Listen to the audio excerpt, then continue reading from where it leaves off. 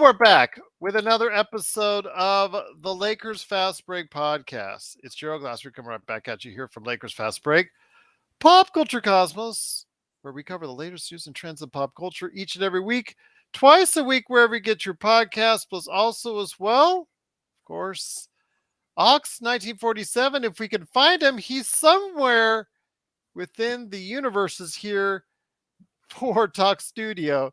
And once he comes on, you can go ahead and talk right at him here. He, of course, is going to be at LakersBall.com as well. Plus, he's got his company, SynBlades. SynBlades with a Y.com. Also, as well, you got to go ahead and check out Laker Tom and Jamie Sweet. They are planning on being here tomorrow to do their own show, Lakerholic Spotlight on Lakers Weekend. That is going to be on at 1 p.m. So go ahead and check it out today and tomorrow. Today at Lakerholics.com and tomorrow right here at the Lakers Fast Break. Plus also as well, John McCallion on his YouTube channel and Stone Hansen, who I hope to see tomorrow. It was sold out today. Will I be able to see him this weekend? I hope so, because he does a great job with the guys from the Upside Swings NBA Draft Podcast. Plus also as well, of course, we've got everyone right here. We're on Threads now at Lakers Fast Break. And most importantly, a big thank you to you, because we are 900 YouTube subscribers strong and counting. We're getting closer to the big 1K. Looking forward to it, and it's all because of you. And if you can like, share, subscribe, follow, or do whatever you can to support us right here at the Lakers Fast Break. Of course, all the other stuff that we do, and support us continually throughout the regular season. It is sincerely appreciated. And the best Lakers chat room that's out there. You guys are tremendous. We truly appreciate all your support. 900 subscribers. It just seems so mesmerizing to me that this time last year, I think we were talking 200 or so. So it's like, wow, we've really grown. We've really expanded. It's all because of you right here at the Lakers Fast Break. Well, today we're in Vegas. They're in my neck of the woods playing some games here. Looking forward to seeing what's going to go on this weekend. And it all started with the Lakers playing against the Golden State Warriors. Victor Wembanyama getting all the headlines, causing Britney Spears to smack herself, according to the videotape that's going on around there as far as what was posted. Sorry, Britney, but Las Vegas Metro is not going to go ahead and continue the charges. They've dismissed everybody. So Victor got off scot-free on that one. And he went ahead and played a game today against Charlotte. We'll talk about that in a bit. But, of course, the Lakers are the big thing here with us being the Lakers Fast Break. And the Lakers finally put together a decent game as they went out from the get-go, looked strong on both ends of the floor, played much better defense on the perimeter. A little shakies on the inside, but still, when it came to the offensive end, everybody shot well, seemingly from the three-point area, 14 to 32, 43% from behind the three-point arc. Cole Swider was 5 of 8 from behind the arc. Max Christie, another solid performance. He looks like he's ready. 7 of 7 at the line and 3 of 5 from behind the arc for 22 points. Cole Swider with 19. Colin Castleton, 13 points, and I think he leads Summer League in fouls. That's something he has to address, but 13 points, 7 rebounds, 6 assists.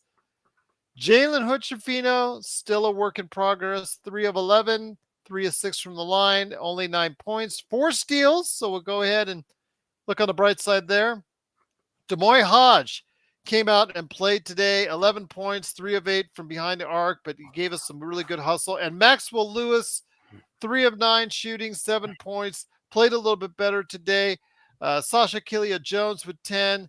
And the Lakers do get their first win of the Summer League with a 103-96 victory over the Golden State Warriors, which I hope will start a trend again and continue the trend from the playoffs, and hopefully will continue a long beatdown and a number of beatdowns on the Golden State Warriors this season. Here today to talk about today's game, good man indeed. You know him as the man behind Master Grice Theater right there. He's easing up out of his chair. He was the only one of us that probably stayed awake during the last 5 minutes of the game. Oh, hello. Yes, hello indeed. He's the madman for Toronto. He just couldn't get out of Toronto traffic unless it was to watch the Lakers in Summer League. It is the Magic Man, Sean Grice. And Sean, great to have you here. We survived the last 3 minutes of the ball game. I don't want to say I was sleeping on our playback, but I kind of fell asleep on our playback. But still, up until that point, the Lakers did pull away. They had themselves a nice little lead, played some better defense today, but most importantly, they shut the lights out from three. They did. They did, Gerald. Both teams were more than comfortable just giving everyone about 12 feet of space and just fire up 3-point shot after 3-point shot. Yep. Hodge was a good. He's making open shots, Gerald, which is a plus. I mean, that's something you want to see out of somebody you just signed to a two-way, so that was important. I think Colin Castleton has been our most consistent Summer League roster player as so far, Gerald. On the offensive end, yes, I agree. Yes. Defensively, it's still work in progress with him. He does lead the league in fouls. 20 fouls in 3 games. That's not... He does lead the Summer League in fouls, yep. Yes. But you know something? At least he's willing to go at guys when they go at him, Gerald. That's one thing I've also noticed about the kid is that when he gets beat on the defensive end, he comes right back and says, I'm going to get you right back. So I like the fact that he's resilient. He's not easily discouraged from embarrassment or getting beat. I like the fact that some of these guys really have a lot of confidence, even though they haven't played a minute in the league yet. That's a plus. Jay Just is still a work in progress. The defense was a little better tonight, a little better, but he still can't keep people in front of him. And if you can't do that in the NBA, not going to get a lot of playing time. Other than that, Gerald, Fudge looks like he's a really great defensive player, but has a lot of work to do on the offensive end. Seems like as an Exhibit 10, he's probably going to stay in the G League for a bit. If he ever makes it into the league, I doubt it, but we'll see. Z, please don't make excuses for Castleton's fouls. Please don't make excuses for Castleton's fouls. You cannot say his drop coverage was the reason why for all 20 of his fouls. Come on. And Max Lewis played with a purpose tonight, Gerald. He was very focused. We had mentioned, we were a little concerned how he was playing like a chicken with his head cut off the last game. Just a lot of activity and no productivity, right? That's what John Wooden once said. Don't mistake activity for productivity. And he was actually playing within the team concept tonight, so that was great. The big surprise to me is Damian Baugh. I liked what I saw out of him, Gerald. Yeah. Obviously, probably not going to make it up to the big team, but he's definitely earned himself a camp invite for sure, Gerald. If not, just a lot of, like we talked about, European scouts are there, Australian scouts are there, other G League scouts are there. Yeah. Yes. Plays with a competitive fire. Actually ran the team pretty well. He had, I think, forgive me, Joe. I think he had 5 assists tonight. Who was that? Wow. Ba. Yeah, let me check right now for you. Damian Ba had 5 assists. Absolutely Yeah. correct. Yeah. So he ran the team well tonight. So it was a good effort overall. Loved Castleton, seeing. great vision on the offensive end. 6 assists again for him. So it's not a fluke that he finds these guys when he's out there and give him the ball on the offensive end. Yeah, no, he's got really great instincts as a big man for sure. Absolutely, indeed. But once again, the Lakers do win with a game that was pretty comfortable that had us all going to sleep here at the end. But they did win going away. Again, just a great performance by them. But also here today to talk about the team's victory. Good man, indeed. You got to go ahead and check out what he's doing today as Ox 1947 at LakersBall.com. Plus, he has a great company that you got to go ahead and check out today. It is Lakers Ball. And excuse me, it is SynBlades, SynBlades with the Y.com. It is Joe Soro. And Joe, great to have you here, my friend. You saw the Lakers again shooting very well from behind the arc. They seemed a little bit more organized on defense. They seemed a little bit much better as far as clean on offense. But the one thing that's a constant in all three of these games, Max Christie, the second-year player, is getting it done exactly how you're supposed to in the Summer League. He's looking like a rotational player playing in the Summer League. And his game will look even better around better players. But they played much better tonight versus the last two games during the California Summer League. There was a lot of, I don't know what's the word I'm looking for here. There was a lot of determination today, which is just kind of, you want to judge these guys. Are you competitive? Like, are you wanting to play hard? I know Swider is not going to be here long, but he looked like he was telling everyone, "I want to be on a roster next year," and he played well enough, at least tonight, to say, "Okay, we're going to pay attention a little bit more."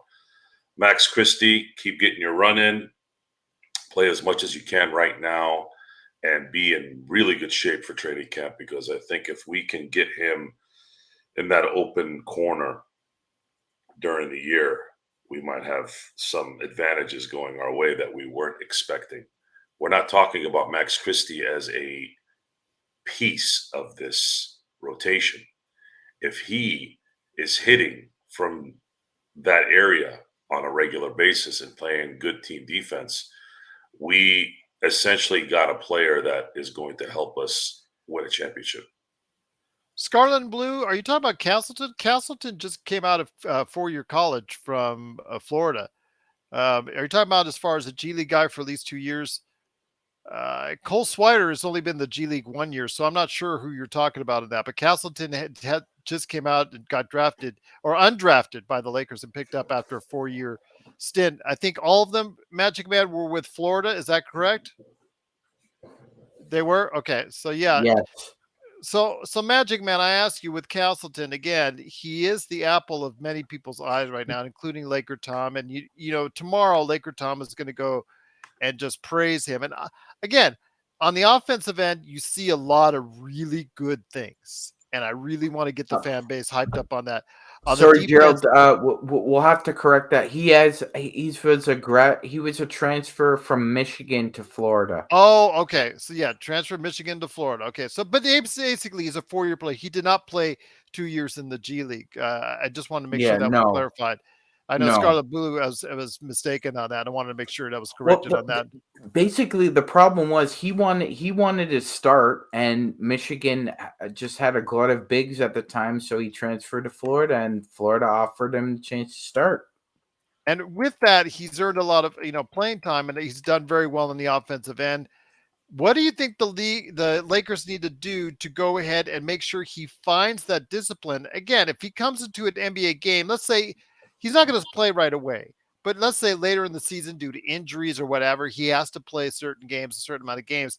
He's just going to come in there, and how effective can he be if he does not learn to have that discipline? Because the rest are looking to go ahead and call fouls on rookie bigs.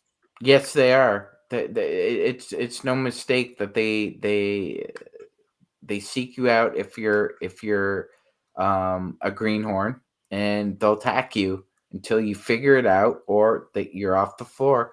I think Gerald, he's a rookie, so there's going to come a point in time when he gets on the floor and he's going to get skewered. It's What is the point of that? Why would you want to do that? Why would you want to teach young bigs a lesson in how to play soft? No, I'm not asking to play soft. I'm just asking to play with a little bit, like for instance, biting on the pump fakes. He bites on pump fakes. That was his MO coming out of college, was that he bites on a lot of pump fakes. If you're under the rim, he doesn't need to do that. I'm just saying, Joe, playing with a little bit more defensive discipline, because if he can stay on the floor, he can really do some good things. I would be more in line with what Laker Tom has envisioned, and a lot of these guys and gals in the chat. I just want to see a little bit more discipline. That's all. That's all I'm asking, because he's not going to be able to stay on the floor if that's the case. I mean, it's already mentioned in the chat. He could be a great backup to our bigs. He can give us 6 fouls in 10 minutes. I mean, 6 fouls in 10 minutes. That could be 12 points at the free throw line for the other team. Yeah, and there's the game. There's the game. So yeah. I think you know what, Gerald. I think it's a pleasant. But he looks really good on offensive end. He does. I will not doubt that. He does. So to me, like, Castleton is like a pleasant surprise, and hopefully he just progresses as the season goes along. Look, I have every working faith in this scouting department and the player development coaches that we have, that they've identified these guys as people that they can work with and grow. So I expect Castleton to get licked up when he gets in there, but I also expect him to improve. And eventually, I think he could be our backup center at the end of the year, Gerald. Could be. I hope so, and I hope that's the way it progresses. Joe, when you see the progression though on JHS, again, he tried not to do as much, which is something that was very much appreciated by me, because he's been trying to do too much in the first 2 games. You saw a little bit more under control. His passing, you saw the vision a little bit better.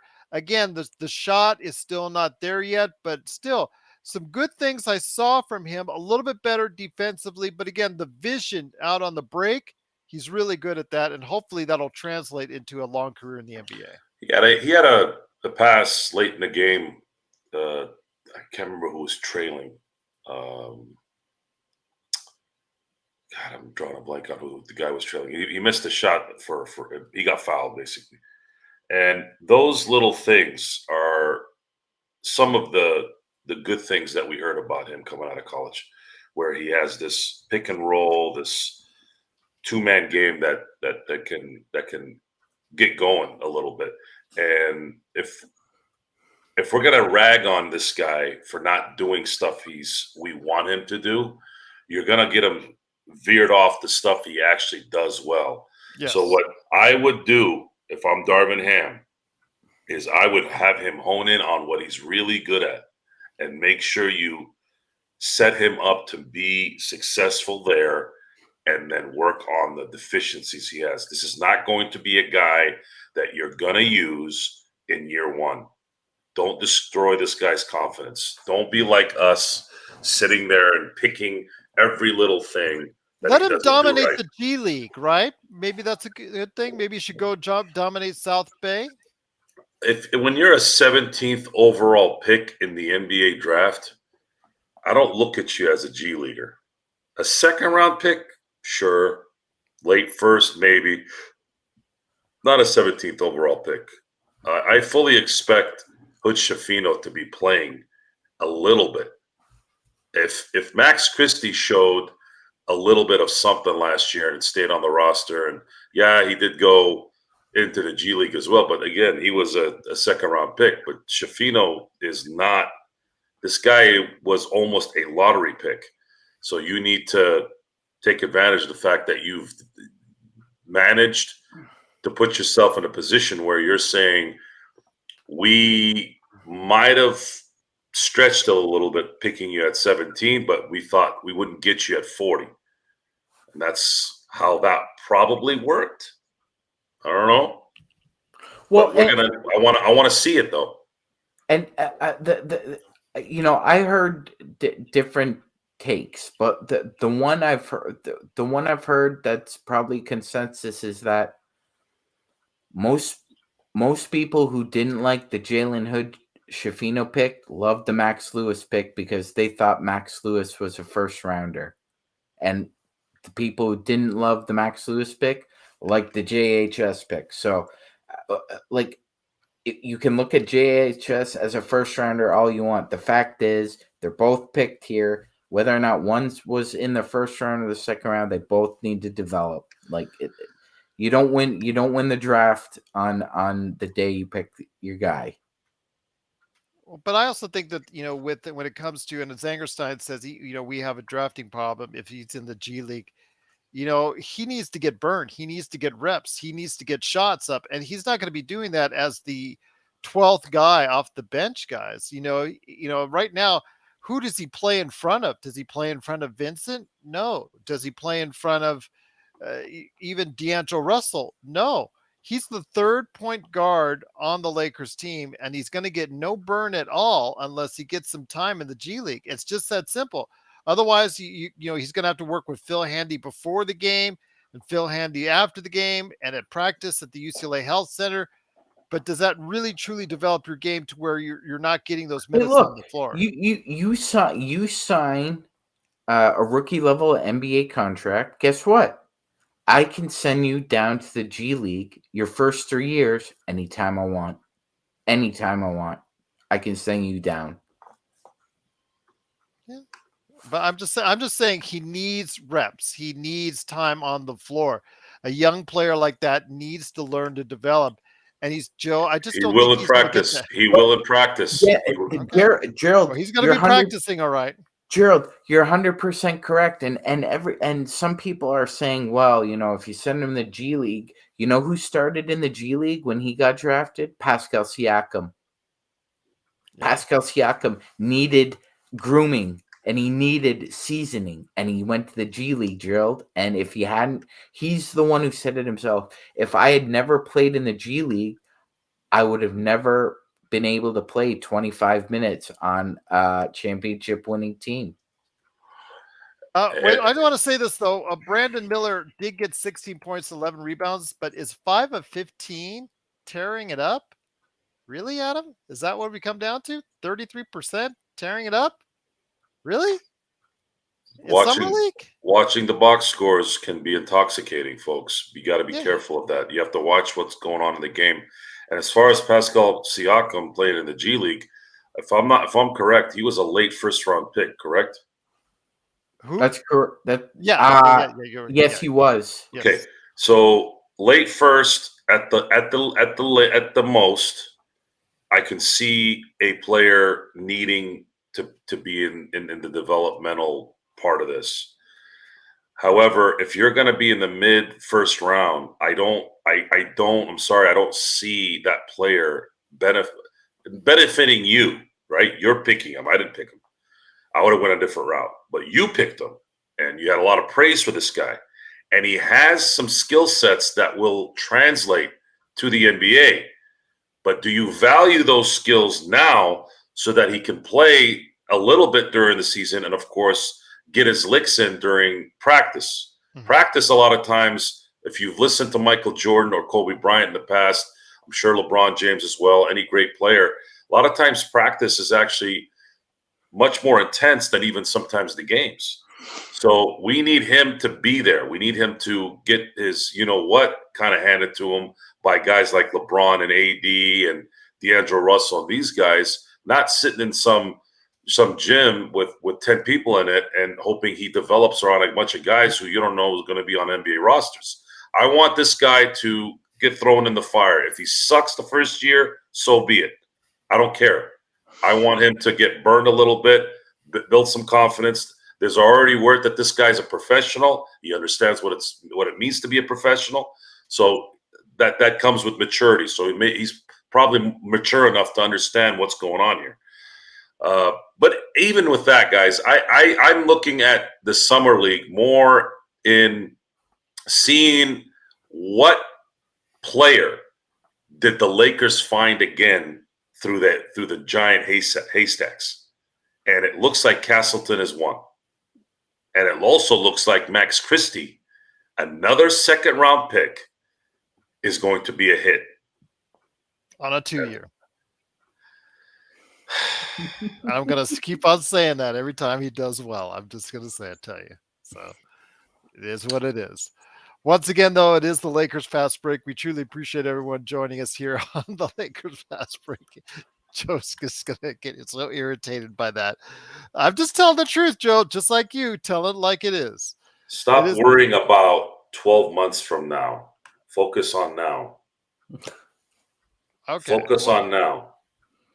Well, I'm going to focus on what we're Are you seeing. going to worry about everything that happens in 5 years?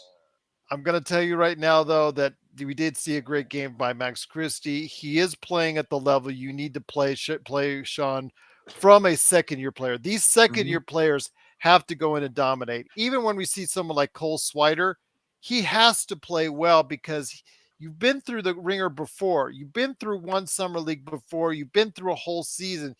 These second-year players have to dominate. If they don't, that's a big red flag for me. I agree, Gerald. And it's not Dominate. just. You say dominate? You're expecting second-year players to dominate? Yeah, second-year players need to dominate in the summer league. Yes. Yeah, he's right. He's right. Yeah, it's not just our squad, Gerald. You'd expect if another team who has somebody, I don't know, Keegan Murray for the Sacramento Kings. Yeah, they shut him down after they scored shut him down points. because why? Because they had the expectation we need to see him dominate the competition, and he did. That's why the Lakers shut down Brandon Ingram after one game in 2017 when we had our stacked summer league squad there.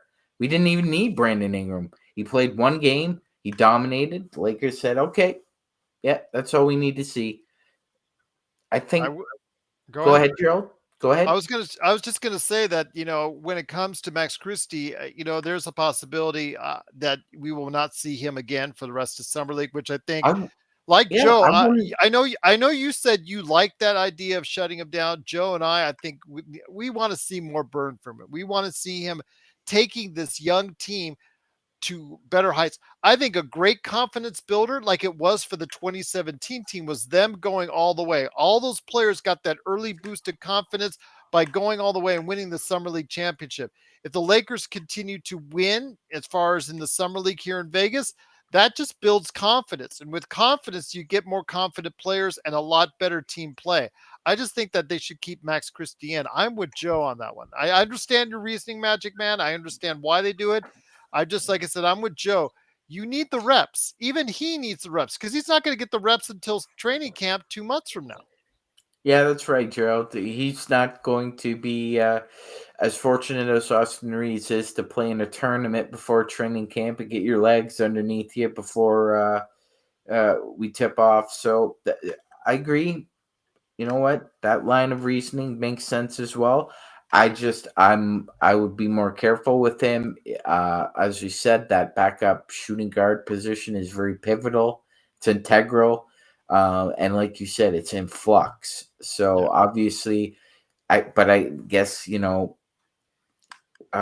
competition breeds the best out of people though as well. So, I mean, if you can't exactly give Christie the backup role either, you have to make sure that there's consistency there in both attitude on and off the court. So perhaps you guys are right, and he will get more burn.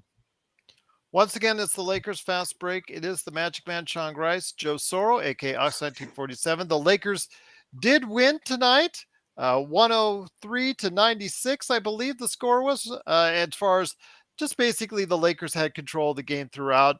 They shot the lights out from three. Truly looked like they're a team that is playing a lot better. Credit to JD Dubois on being able to coach the team to a victory tonight.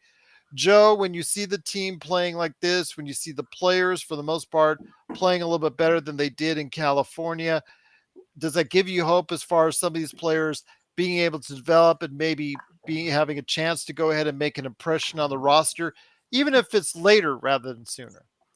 I don't look that deep into summer league. Maybe when Lonzo and the boys were coming and the Lakers were starting to build a young team, I was excited because I'm going, okay, wow, you got Lonzo, you have Brandon Ingram, you have D'Angelo Russell, you have brother Julius Randle. Like, I was anticipating this constant inflow of young guys that were drafted, high picks, second overall picks. And I was excited then. Now, no, I'm just looking at who's going to help plug in spots that we need, areas that we couldn't fulfill really because we don't have enough money and not enough room to acquire and to build with. What the focus is right now is how is this team, and I'm going to say it again, is going to develop the season's minutes. This is the most crucial part of the 2024 season. How are they going to spread this out?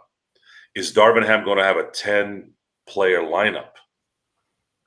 We're kind of curious to see if we can do that, especially if guys like Max Christie are going to play well like they have in Summer League.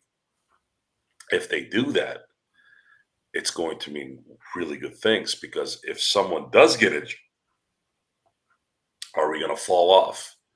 Or are we going to be able to pick up the slack with the guys that are the secondary and third players? That right there are the questions that need to be asked at training camp or before then. Not the same lame, useless, stupid, regurgitated, soft stories of who did what and came out of what barn when they were over. Like, just can you people do your job? Do your job. What's going to help the Lakers win a championship next year? Depth.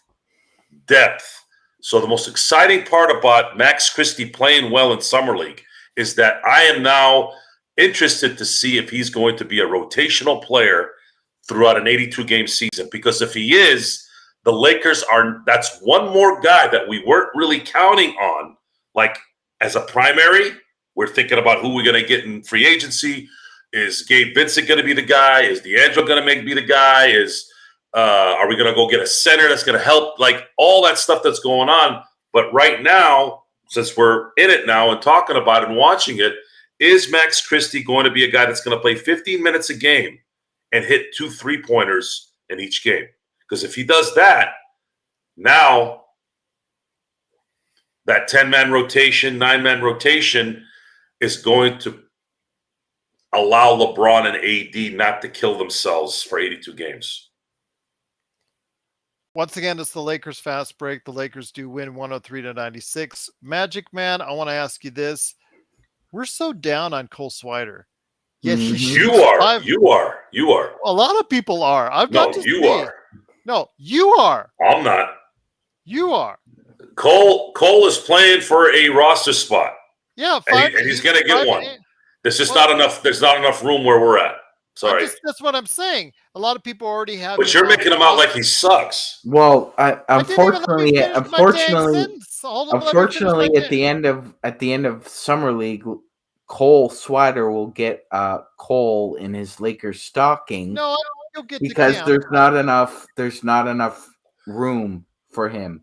And Vita, and that's what I'm talking about right there. And Vita, you're right. It's sad, Sean, because we have someone that could really help one area of need for us as being one of the poor teams on the lower half of 3-point percentage, last year and this year. It looks like we got incrementally better, but I can't say we're going to be shooting the lights out from behind the arc. Cole Swider can help with that, but the unfortunate, like MVita 916 says, no one can say that any better. Guys, Cole Swider can't guard a parked car. No, he can't. That's the quote of the day. That's the quote of the day. You didn't make that up on your own. Somebody told you that one. I just said that in the chat. I just said his name. gosh, you can't listen, Joe. I'd say the only issue I've had today, is, did you guys see how Cam Whitmore played today? I was 16 and 11. I know it's one game. I know it's summer league, but we'll cover the rest of the NBA here in a minute. But I just want to get your thoughts on Cole Swider before we head on out. Well, just a second, Joe. We'll talk about Webenyama. We'll talk about Scoo. We'll talk about Cam Whitmore, all here in a sec. But John, Cole Swider, just really quick again, because how much more time we're going to devote to Cole Swider over the next couple of weeks, because of the fact that it looks more and more like the numbers game is working against him. Yeah, unfortunately, Gerald. I mean, here's the deal, right? Gerald's mentioned this, and Stone Hansen has mentioned this, and I've heard Rafael Barlow mention this, and I've heard a lot of other analysts who watched him play at Syracuse. If Swider had one other skill, just one other skill, he would likely already have a contract with the Lakers. If he could shoot and if he could do something else, more than likely he'd already have a contract, but all he can do is shoot. And unfortunately, you need to do more on this squad than just shoot, especially if you're going to play on the perimeter. He's 6'9", not a real great athlete, like Gerald was saying. I think, a parked car would provide a lot of resistance to him. So I think if you had an extra roster slot or two, he'd definitely make it. But it's just a numbers game, Gerald, and it's not, the math doesn't work out in his favor right now. Now we're going to go ahead. Go ahead, Joe. You want me to say something? I just Cam Whitmore looks like a Donovan Mitchell clone, man. Well, that's what we're going to get into right now here at the Lakers. It's bothering me. That's what's bothering me, honestly. I didn't talk about it during the game, but I wanted to save it to the show tonight. So we're going to talk about one game. I know it's one game, and I know that he still has a lot of the reasons why he dropped in the draft. I think is because it's something above the neck that they were worried about. I know his injury too was an issue, but I heard it was more above his neck. Didn't look too injured tonight. But I'm sitting there, I'm like, dude, you're not picking him in the top 5. You're picking 17. Get him. I just hope that's not one we screw up, because we're looking at, in 2 years, we're looking at LeBron retiring, right? So imagine if Cam Whitmore ends up fulfilling his potential. You could have had your guy with another guy that might come after, in free agency somewhere after LeBron, and have your big 3 with AD for a few years. I don't know. That one is bothering me right now. I hope I'm overreacting.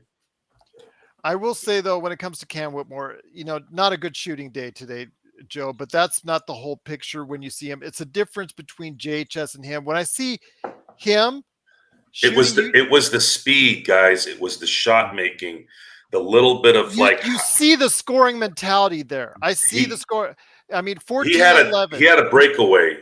This was an NBA regular season type speed to the basket, and he ascended into the sky and dunked that thing. And I'm going, it's just like when you see an NFL quarterback zip a sideline 5-yard out on the dime. I always call it this is a NFL starting quarterback pass. That's what he has. He has that. But anyways, even though he struggled today, 5 of 18, 1 of 6 behind the arc, 14 points, 11 rebounds, but you just see that the fact is, if he gets it a little bit more together, you just see a scoring mentality that you don't see with, as far as with JHS, the ability to go ahead and athletically get his shot when he needs to, MagicMan. So that's why, I think I agree with Joe. Cam Whitmore should have been the case for us as far as that's concerned. You can see it already when it concerns him. Jaime Jaquez Jr. still, even he has been playing more solidly than JHS. JHS are asking why we're so down on JHS, because JHS has so much more to work on at this stage. And can you really afford that with LeBron hitting 40 in the not too distant future? We're playing for the now. We cannot play for tomorrow with him. Like Joe has always said, we have to go ahead and build a team that can win with him now. And you need all the players that are ready that you can get. John?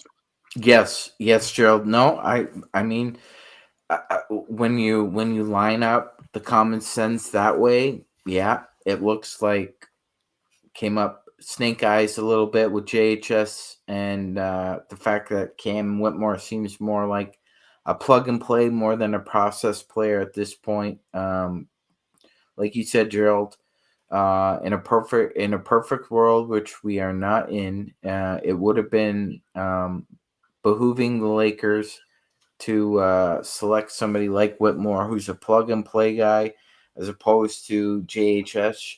However, I will say this, Gerald. When the consensus was coming out on JHS, Gerald, I have to say there wasn't a lot of talk about how badly his defense needs work. Yeah. He was touted as a guy who could stay in front of somebody, who's got size and length to be an adequate defender, and we haven't seen it, man.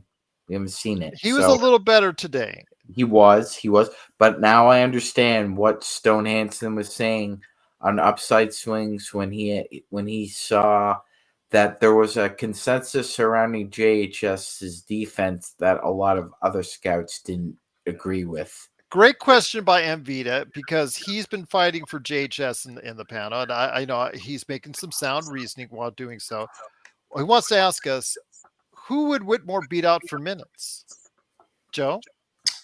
Well, what could happen is if your issues with D'Angelo surface again, you now have someone who's athletic who you could rely on, at least from an athletic standpoint, versus someone or who's if Rui doesn't regress. So imagine now, this is not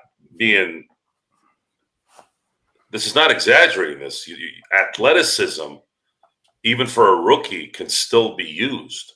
Maybe you put him in front of Jamal Murray. He's going to stay on Jamal Murray, right? He's more apt to stay in front of a Jamal Murray and at least be a problem.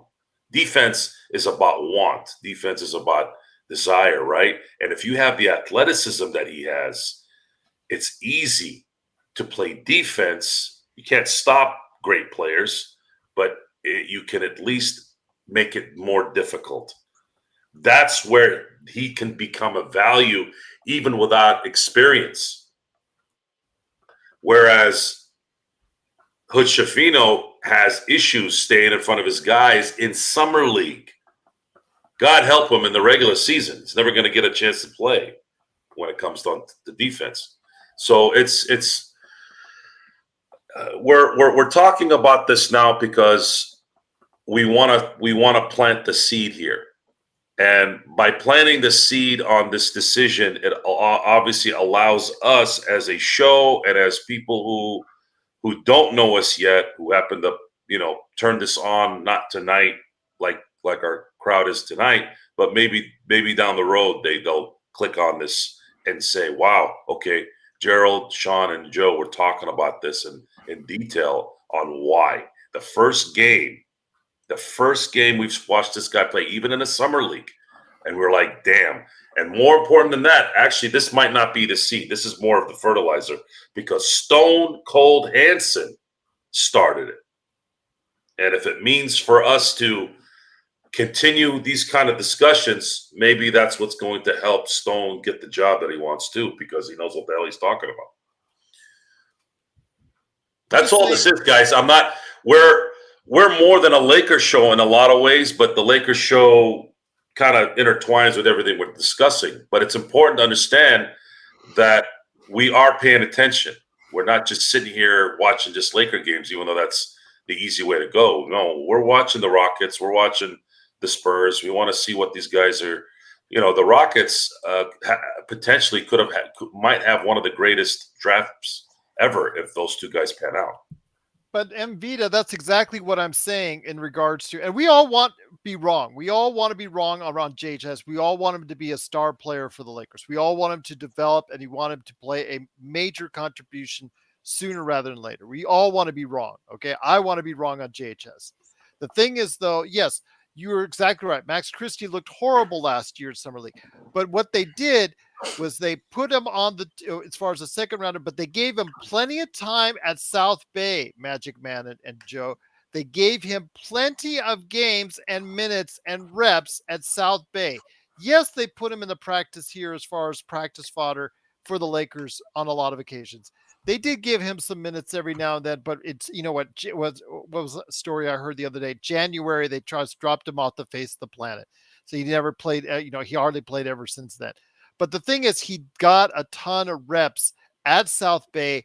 To me, MagicMan, as I bring you back on, that is so important that he gets those reps and those minutes, not just practice with the big guys, but that he gets reps and minutes.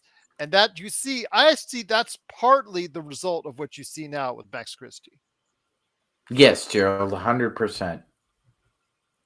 So, and when you see that with JHS, I think the same course would not be a bad decision for the Lakers. Ultimately, you could see a much better JHS next year out of it. The thing is with Joe, I agree with Joe. If you get someone like Whitmore looks like he's more NBA ready than JHS is at this point. Yeah, I get it, Gerald. And look, I understand that there might be a perception about the narrative as if, you drafted somebody in the first round in the NBA draft and you're sending them down to the G League. It makes it look like you're either incompetent or you have no idea what you're doing.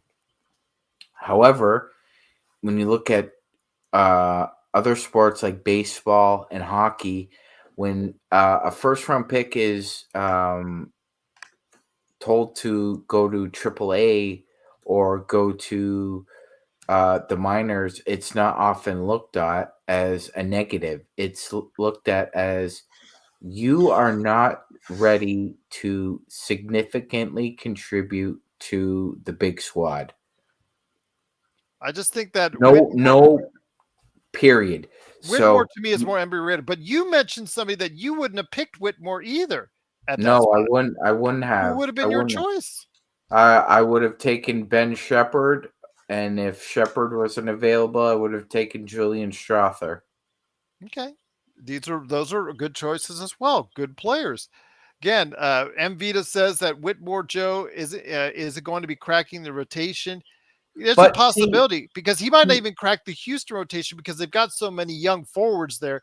It's silly, right? And Dylan Brooks taking up 30 minutes. And it also took Cam Whitmore 13 shots to score those 16 points. It's not. I don't know about Whitmore not cracking the rotation. That there's no one in Houston to not have him crack. But I think he's also meant our rotation. He said Whitmore's. Oh, he would have cracked it. He meant ours. He would have. Yes. No, he would have cracked the rotation. Above the Reddish, above Prince. Oh yeah. Oh, no doubt.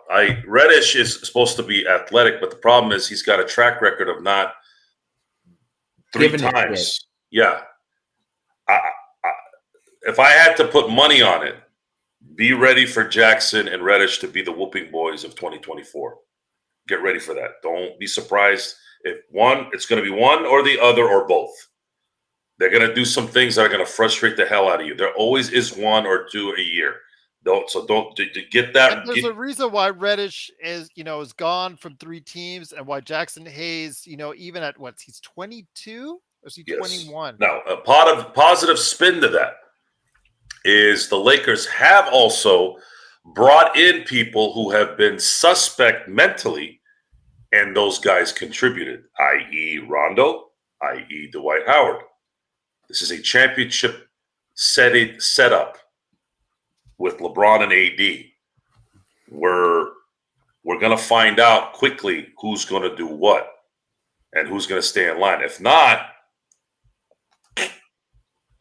it's going to be one of those things where you're going to see them sitting and not doing anything, just like Thomas Bryant was. Someone had brought up Thomas Bryant. again in Denver. He wanted to leave LA to get more playing time. Problem is he has no lateral movement. None. You don't have lateral movement as a big, you're useless. So let me ask you this, guys. There were other games today played in the NBA Summer League, and we'll get back to the Lakers on our final touch on that. One thing I want to ask you, though, it is Victor Wembanyama. It's so funny because the Lakers are the most popular team almost every year at Summer League, but today, Sean, it was not the case. Victor got the prime time game. He got the prime time look. Everybody was there and to go ahead and check him out. He did struggle today, although Z did correctly say defensively, you see that he's already leagues ahead for what a rookie normally is. I think he's going to do very well on the defensive end. It is going to be touch and go on his outside shot for at least the beginning of his career. Your thoughts, though, again, he needs to build strength and he needs to be able to go ahead and be a little bit more aggressive when he goes to the rim. But otherwise, you see the beginnings of what could be a standout player in this league. Yeah, absolutely, Gerald. It seems like I think San Antonio is at this point in time just trying to figure out what works well around him, or what would, at least from a veneer kind of on the surface look into it. He's got a lot of skilled players to work around. We talked about second year players trying to look above and beyond their competition, Gerald. Malachi Branham looks like he's just he's a dominant sophomore player as well. To be fair, Gerald, I know you're kind of down on Blake Wesley, but I thought injuries kind of derailed. He looks okay. Last year. Yeah.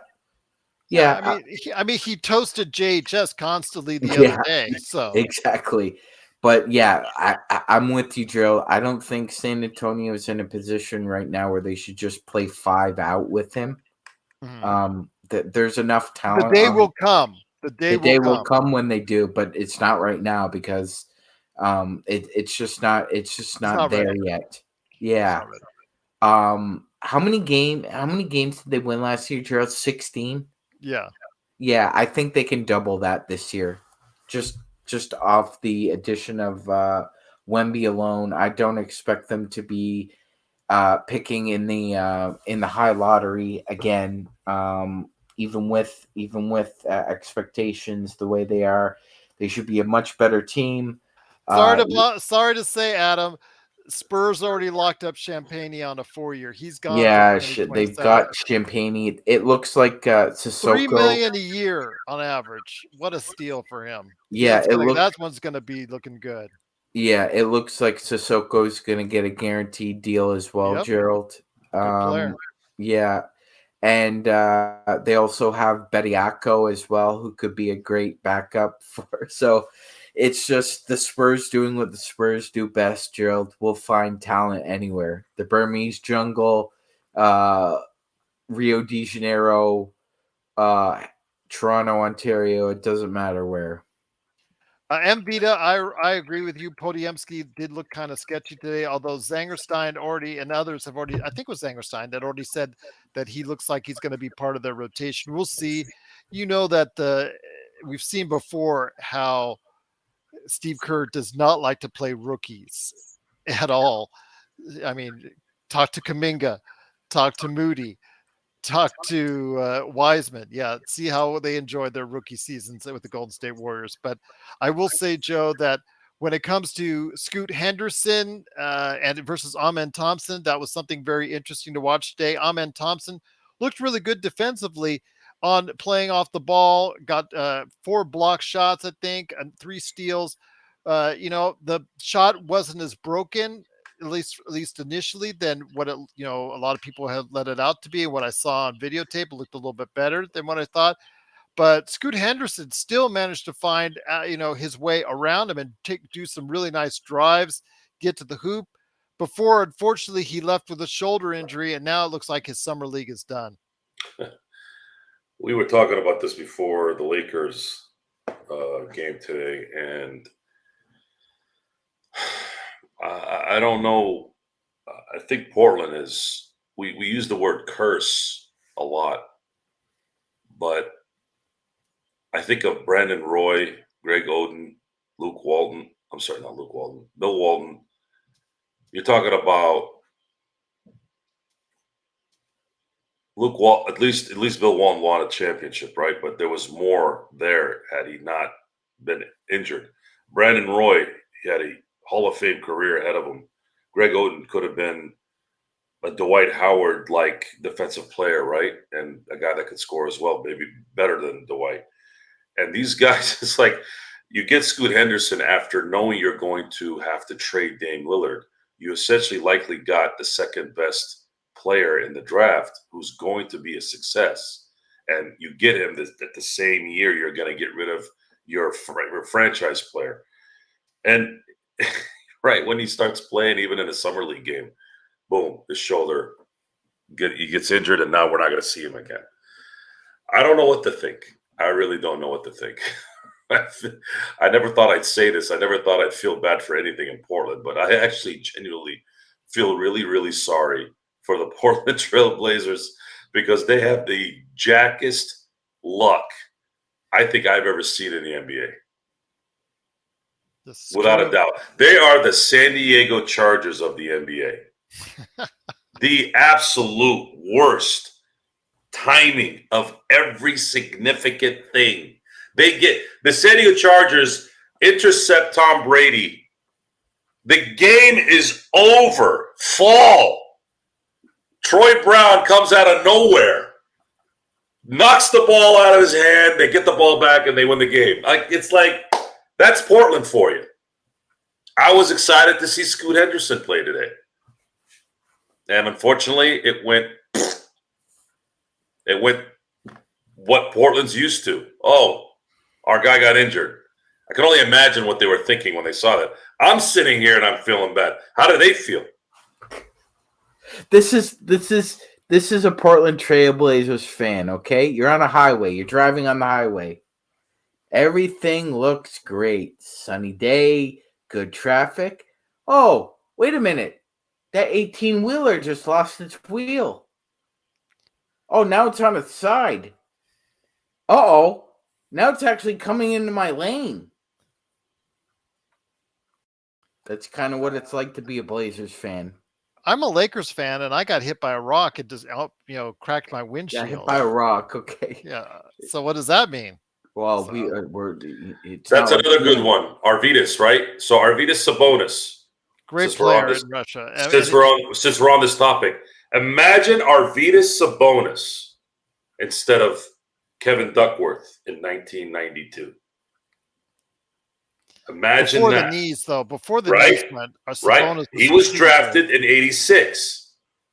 So if he comes to Portland in let's say in '91, and he's got a year under his belt, and then he's a starting center for the Portland Trailblazers for that '92 team, or you could even say, let's say he comes in a couple of years after he gets drafted. Let's say he comes in '88. Now you have Arvydas Sabonis on that Portland team that was pretty stacked against the Detroit Pistons in 1990 and the Bulls in '92. How do those series pan out? Those are the things that I've actually talked to Portland. I had a friend of mine back in the day, one of the nicest people I've ever known, who was a staunch Blazers fan. And of course, whenever I meet people who are fans of things like the NBA teams or whatever, the connection starts right away because then they start listening to me talk and they know that I know their teams. I know about Bill Walton and Maurice Lucas and Jack Ramsey. Like as soon as within like a 5 to 10 second conversation, whom I've never met this person until that moment, they hear those names. Oh, I want to talk to this guy. This guy knows what the hell he's talking about. And then you get a chance to hear in depth because you don't see a lot of Portland Trailblazer fans, right? Like that. That's like the only guy I've ever met that was a Blazers fan, that was a dedicated Blazers fan.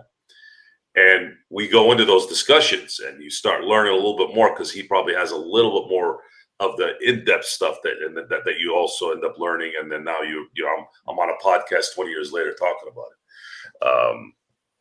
But it's sad. It's sad for not only the Portland, but even Amen Thompson got hurt as well. Yeah, it's really I don't want to use the word curse, but this is ridiculous now. I mean, these guys can't even play in a freaking do nothing prep league.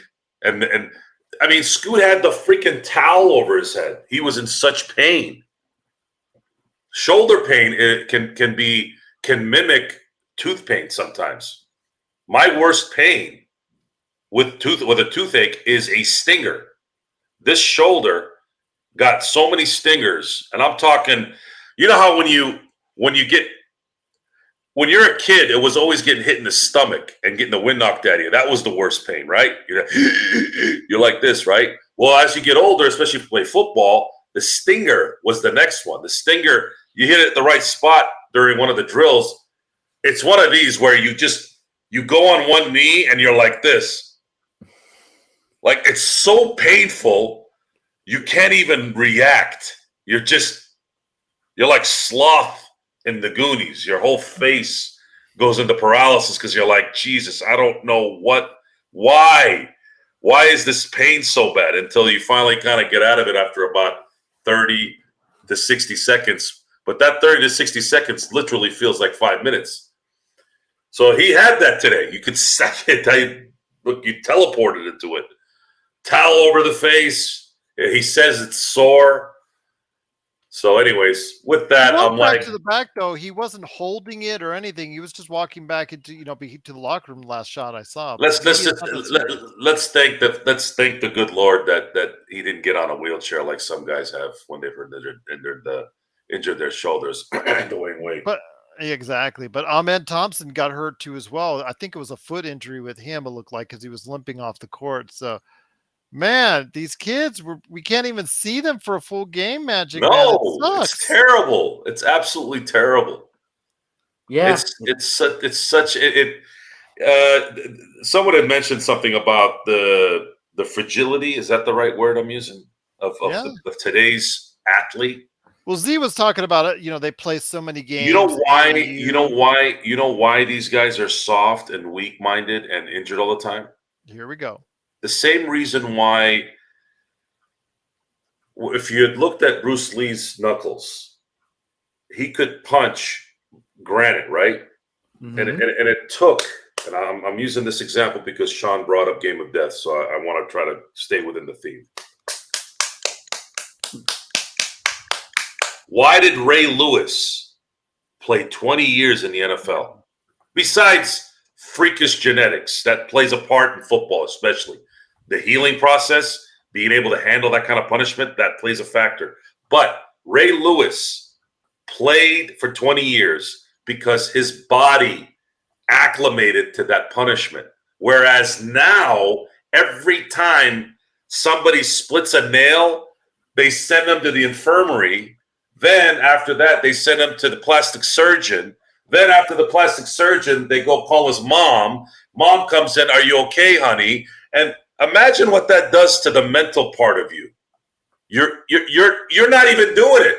People on chat rooms, fans, the GM, the coaches, the media, don't play him now. We can't lose him in November. I'm like, dude, it's July. If this guy is that fragile where you're worried about him getting hurt in a summer league game, then you are in trouble. And you're also giving these guys $40 million a year too, right? That's why they're doing it? Yeah. Okay. I do want to mention, though, Mississippi Dog, Imani Bates, who, obviously at one time, Sean, the number one, the guy coming out of high school one time, a lot of promise. Unfortunately, had a checkered college career after that. He is going to be a chucker because he put up 13, God bless him, 13 attempts from behind the arc. Yeah, he's only scored, 16 points, but God bless him. He saw a shot he didn't like. He didn't see a shot he didn't like. Yeah, I agree, Gerald. And by the way, again, we have the highest esteem for two draft experts, in particular, Stone Hansen, Raphael Barlow. Mm-hmm. Mr. Barlow once stated that Imani Bates was the most impressive athlete he ever saw coming out of high school. and it didn't turn out that way in college, Gerald, and that was more to do with him than anything else. His talent is unquestioned. Nobody was going to question that. It's just his attitude, and like you said, Gerald, he's one of those old school knights, like hasn't seen a shot he doesn't like. So I think he's going to either get a lot of time in the G League or find himself out of the NBA entirely if he doesn't learn to not be a trucker, Gerald. Well, I'll see if I can head down there. I already know that. See if they have few GA tickets. I know they're trying to push out the reserves at $200 a shot, but I'm going to see if I can still catch up to Stone and maybe Raphael either today, Saturday, or Sunday. I'm looking forward to catching some games down there. Really, maybe even the Lakers game come Sunday. We'll see. But it is the Lakers fast break. Before we head on out, MagicMan and Joe want to go ahead and cap off the time of the Lakers with their 103-96 victory over the Golden State Warriors. Obviously, some things that you saw today were a little bit better. And again, JHS, only 3 games so far. There's still a lot more work to go. I don't want to be too hard on the kid. And obviously there was sentiment, especially by MVita, about let's give the scouting department some time. They've made some really good calls before. So Joe, I think I'm going to do just that. I just think the kid is going to need a lot of reps. He still has to work out ways he's going to fit in the system because he just does not have the athleticism. That's the only thing that you can't make up. You can build your shot, Joe, right? You can build your shot. You can maybe even get a little faster, get a bit lighter, get a little bit stronger. You can do all those things, but that athleticism, you either have it or you don't. Can he be a Fred VanVleet, but taller? It's going to have to be to find Fred VanVleet isn't fleet of finding the feet, the angles, right? but he has found the angles in order to be able to go ahead and you can do that in the NBA. You can find the angles. You can get the spots that work for you. You can create separation where you don't need freakish athleticism. But of course, if you're going to play a ball controlling type of game, you still need to be able to shoot. And we saw what happened in the Western Conference Finals when we needed D'Angelo Russell to make shots. He didn't make them. And therefore, his inadequacies were enhanced because he wasn't making those shots. And now he just became a non-NBA quality player in that series. It's not no bueno. So again, some great things to take away from Max Christie. Sean, obviously he looks like he's ready for camp already. I still hope they give him more burn, because you can't get these kind of reps that you can get for 2 months. So obviously having that confidence built in him is so important, and the confidence staying with him. Although I have a feeling they'll shut him down beforehand. I have a feeling that we may not even see him on Sunday's game or anytime thereafter. I'm hoping I'm wrong on that one, though. You know what, Gerald? I'm still thinking, it's best to just not play him, play a lot of the other guys. But you know what? Maybe they decide, well, we'll play him for the first 3, and then when the tournament gets into the playoffs, maybe that's a time to sit him down. I'm not whole certain about that, but I just think he's a steadying factor on that team. The way they played today, they played well because they fed more off of his confidence, and I think it showed today. If that's the case, then maybe it would be a kind of a mutual decision, kind of a collaborative. Do you want to play more, Max, or what do you want to do? That's what I'm thinking, Gerald. They're probably going to approach Max, see if it's what he wants to do. Gerald, if that was the case, I would expect him to say, "I want to play."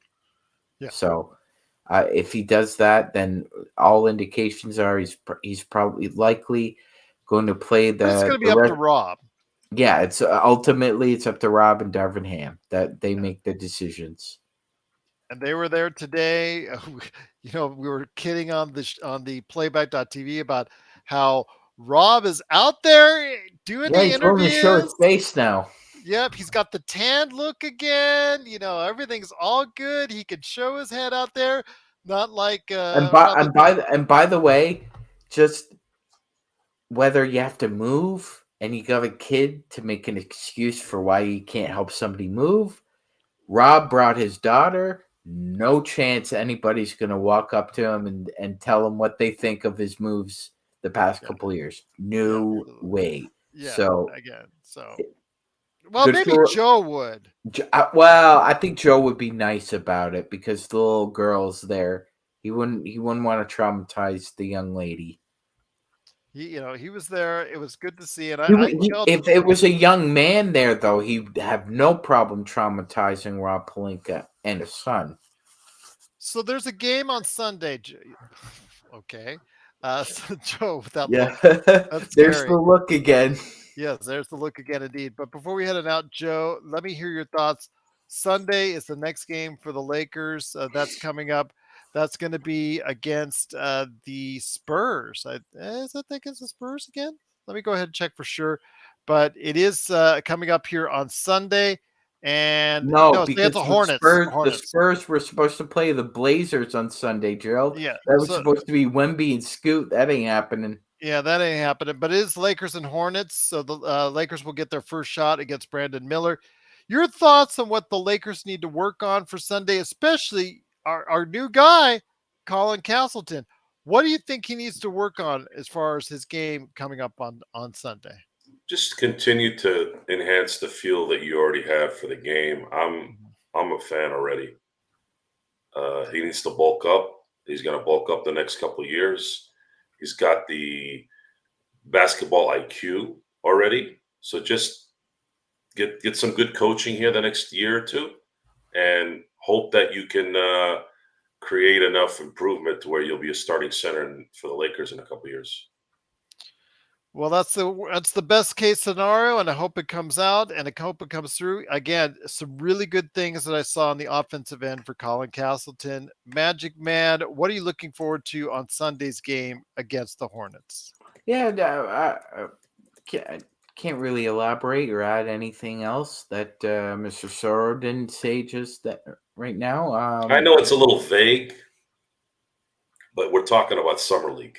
It is vague. I mean, what else can we say? I am expecting Max Christie to be an all-star. Yeah. I just want to see improvement, even if it's just that, incrementally. Could you imagine that happen? Yep. That could be good. That would be the best. That's another best case scenario. And that doesn't happen, though, does it? That doesn't happen in the NBA. You'd have to drop 25 a game and hit 43. Funny. You'd have to be Steph Curry. A second round draft choice just became, a champion and a 2-time MVP. So, But that took what, 5-6 years though. Yeah, he was a good player after what year we saw that he could become an elite player after what, year 3, year 4. So you looked at him as an elite player after his third year. He was already one of the top centers in the NBA by that time.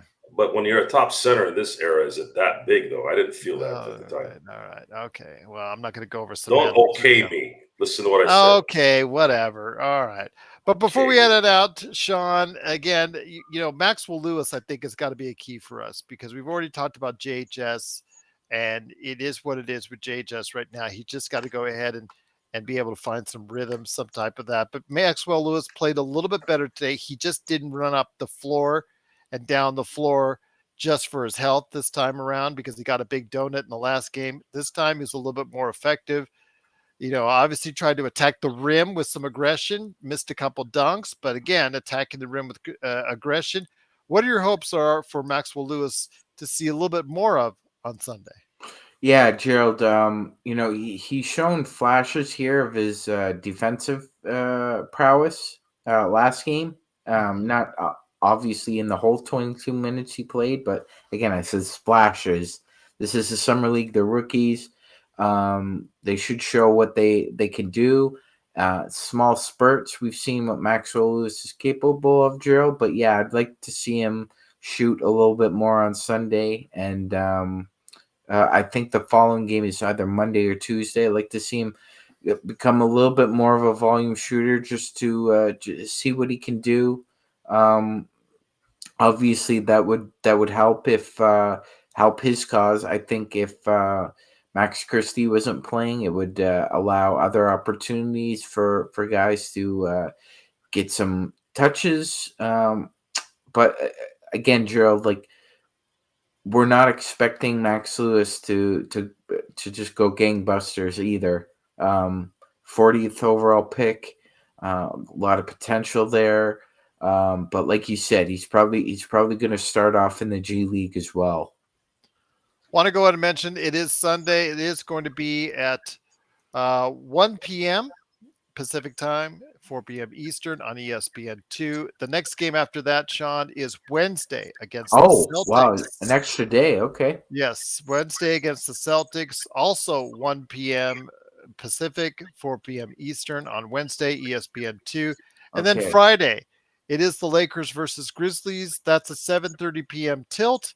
That's a start on NBA TV right there. Oh, we get to take an early dump on the Celtics this year, Gerald. That's always a plus. That's always a plus indeed, but it is the Lakers Fast Break. We truly appreciate everyone out there going ahead and checking us out. We are 900 subscribers strong. We went from 899 to 900 to 899 to 900. I don't know. I think we're at 899 again. No, we're 900 again. Well, somebody decided to leave. They didn't like us, or they didn't like, they had fun with the Sphere video and left. I don't know. We still got some of that Sphere.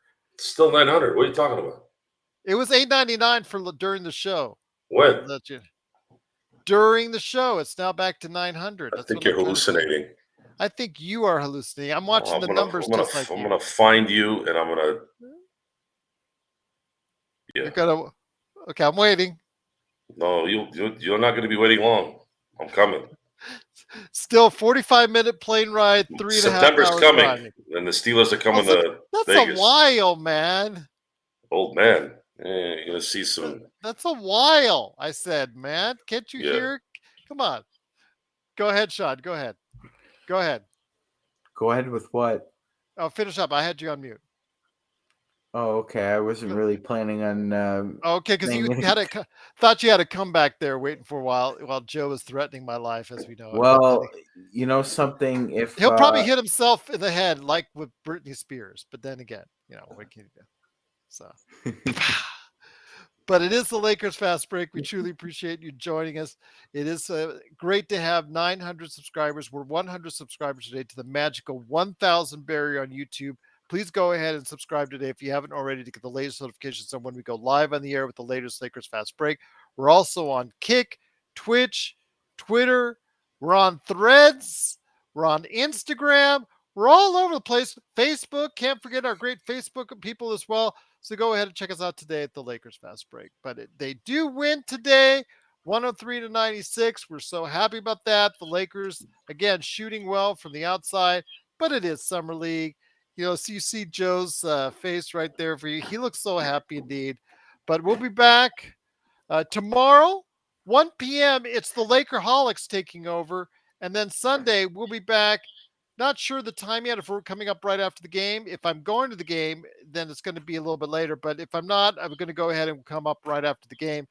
We'll go ahead and make your weekend worthwhile anyways, because it's a Lakers weekend coming up for you. Summer League right here in Vegas. Looking forward to it. All the action here. We're going to talk about it. NBA and the Lakers otherwise. Looking forward to a great weekend with you right here at the Lakers Fast Break Podcast. Have a great weekend, everyone. Stay safe.